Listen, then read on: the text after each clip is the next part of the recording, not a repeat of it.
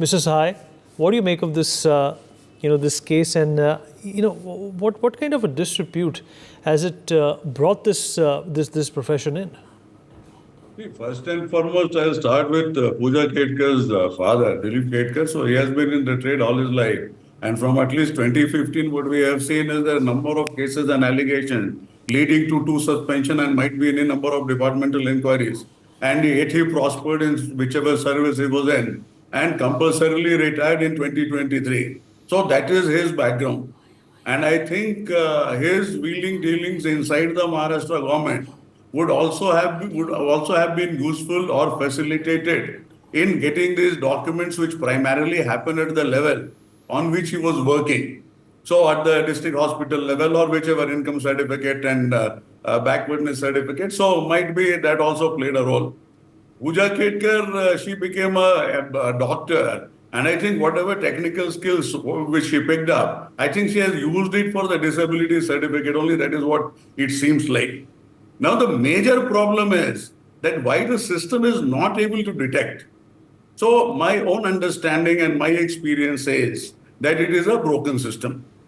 There is no integration at the level of data, at the level of documents, and at the level of information provided by the candidate in different exams and its connectivity or its connection or its connect from wherever the documents have been created. So until and unless we are able to plug this particular gap. Now, there are two documents which came from the district hospital in Ahmednagar. And then there's another which was rejected at a later stage in 2022. Still, which certificates was taken into consideration after she not appearing for AIMS test. Now, that also needs to be seen. As far as the probationer goes, there are hardly any protection to the probationer, and the number of offenses which supposedly committed and the irregularities and negligence and entitlement and things of that nature, I think that is much more than what is provided for in the rule book. So we work in silos, and there is a general presumption that everything which is running fine on the face of it is actually running fine.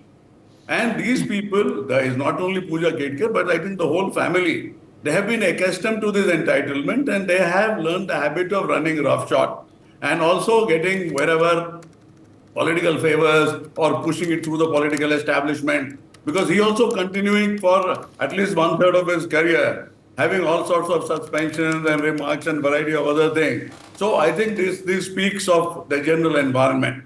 In a broken system, what happens? That documents don't get connected, the information does not get connected. And in silos, people who know the loopholes of the system, they operate.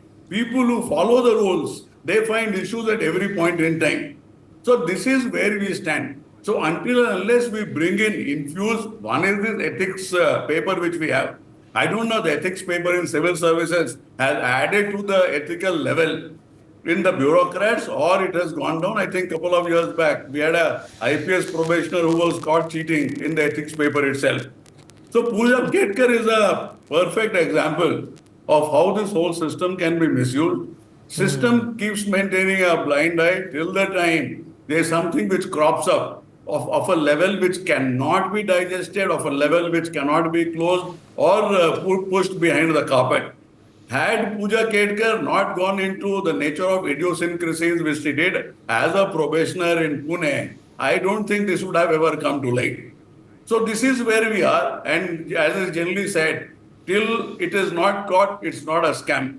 So we just don't know at least to what is the level of irregularities which is happening, whether it is detected, not detected. Only yesterday, I write a daily post, I've written in that there is a need of an external audit, both in the processes of UPSC, the way data is collected, documents are brought, and also the way the whole authentication happens. Authentication has to happen only at the digital level.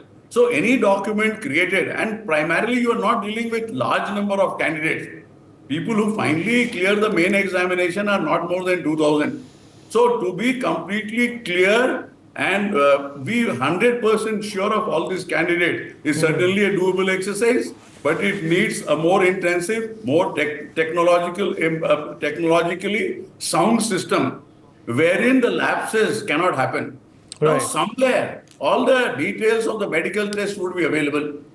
Why that is not available to the person who decides upon the authenticity or the validity of this particular candidate?